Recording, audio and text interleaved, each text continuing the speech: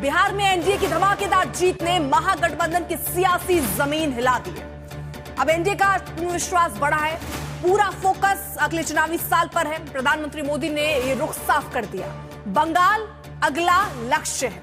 बिहार की लहर को बंगाल तक ले जाने की तैयारियां शुरू हो चुकी हैं। अगले साल 5 राज्यों में चुनाव है, बंगाल, तमिलनाडु, असम, केरल और पुदुचेरी। 5 राज्यों की राजनीतिक अलग समीकरण है, अलग दाव दिखते हैं। बीजेपी बूथ, संगठन और अभियान तीनों स्तरों को धार दे रही है। मुद्दे तय हैं, मुद्दे हैं विकास, कानून व्यवस्था और परफॉर्मेंस। वहीं बिहार चुनाव में हार ने महागठबंधन की सबसे बड़ी पार्टी आरजेडी के घरेलू कलह को सामने ला दिया है।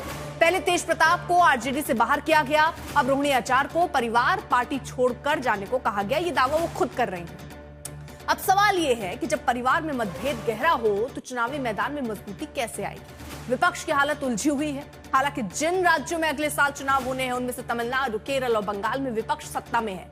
इन राज्यों में बीजेपी को काफी जोर लगाना होगा। वहीं विपक्ष को सत्ता में बने रहने के लिए भी काफी मशक्कत करनी पड़ेगी। लेकिन सबसे बड़ा सवाल है कि क्या बिहार की हार का असर अगले साल होने वाले दूसरे राज्यों के विधानसभा चुनाव पर पड़ेगा। क्या बिहार में महागठबंधन में जो ये मारामारी मची हुई है उससे विपक्ष बाहर निकल सकेगा। आज इन्हीं सवालों पर होगी बड़ी बहस। लेकिन सबसे पहले देखिए ये रिपोर्ट।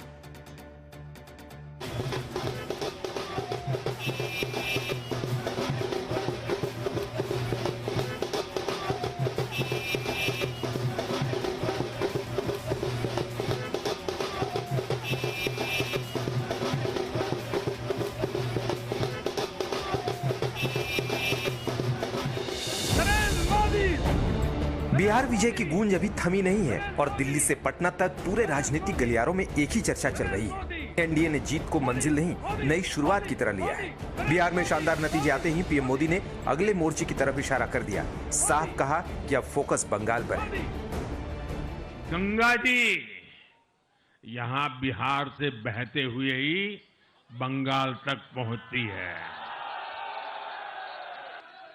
बिहार ने बंगाल में भाजपा की विजय का रास्ता भी बना दिया है।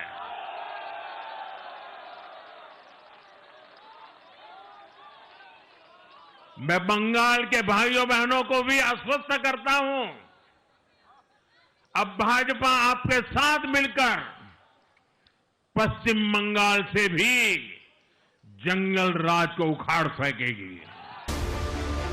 हालांकि बंगाल की सत्ता पर काबिज टीएमसी को पीएम की बातें चुभ गई। बंगाल में भाजपा जनता उनको दोस्त नहीं समझा, वो दुश्मन है बंगाल के लिए। इसीलिए प्रधानमंत्री जी और जंगल राज सीपीएम टाइम में था। आने वाला चुनाव में ममता बनर्जी फिर चीफ मिनिस्टर, 4th टाइम के लिए चीफ मिनिस्टर और 250+ एमएलए लोग लेकर चीफ मिनिस्टर बनने वाली है।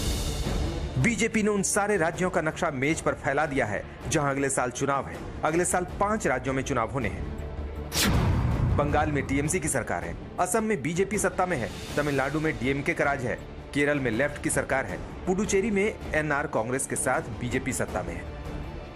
असम के साथ साथ बंगाल और तमिलनाडु, केरल और पुडुचेरी पर एनडीए की पैनी नजर है। 4 राज्य और 1 केंद्र शासित प्रदेश की धरती अलग, राजनीति अलग, लेकिन बीजेपी का लक्ष्य एक है। इन राज्यों में बीजेपी संगठन की मिशनरी एक एक जिले की नब्ज टटोल रही है। बूथ से लेकर बड़े ब्रांड तक हर लेयर एक्टिव है। एनडीए की बिहार में ऐतिहासिक जीत ने इन 5 राज्यों के बीजेपी के कार्यकर्ताओं में भी जोश भर दिया है। लेकिन दूसरी तरफ तस्वीर बदली हुई है। बिहार में करारी हार के बाद महागठबंधन का चेहरा उतरा हुआ है। बयान बदल रहे हैं, टोन बदल रही है, पर हालात नहीं। आरजेडी में घर के अंदर ही बिखराव खुलकर सामने है।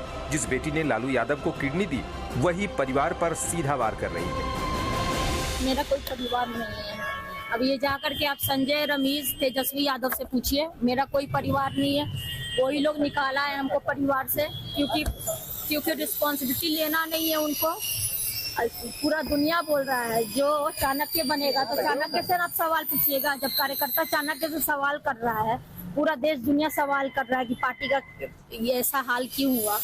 अब जब संजय, रमेश, इन लोग का नाम लीजिए तो आपको घर से निकाल दिया जाएगा, आपको बदनाम किया जाएगा, आपको गाली दिलवाया जाएगा, आपके ऊपर चप्पल उठा करके मारा जाएगा।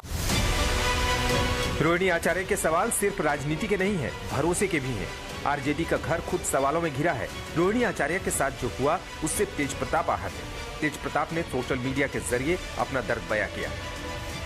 जब से मेरी बहन रोहिणी पर चप्पल उठाने की खबर सुनी, दिल की आहत अब अग्नि बन चुकी है। इन चंद चेहरों ने तेजस्वी की बुद्धि पर पर्दा डाल दिया है। मेरे साथ जो हुआ वो मैं सह गया, लेकिन बहन के साथ जो अपमान हुआ वो किसी भी हाल में असहनीय है।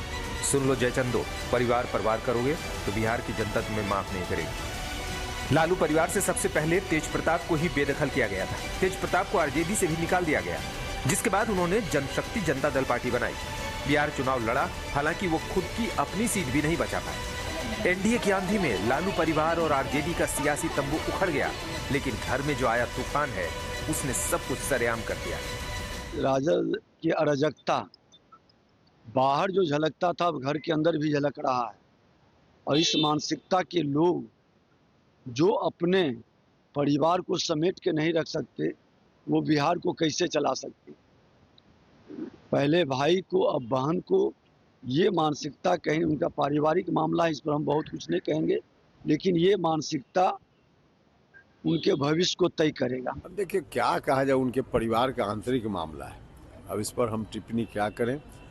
लेकिन अब है ही उसी तरह के आचार व्यवहार के लोग, उसमें जो कुछ स्थिति तो परिवार के अंदर रहती है जो दिखती नहीं है, कुछ स्थिति बाहर दिख जाती है जो दिख रही है।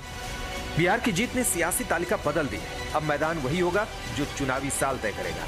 बिहार के बाद अब अगले साल के चुनावी राज्यों में एक ही कहानी चल रही है। एनडीए की रफ्तार तेज है और विपक्ष धीमे कदमों में खुद से ही उलझा हुआ है।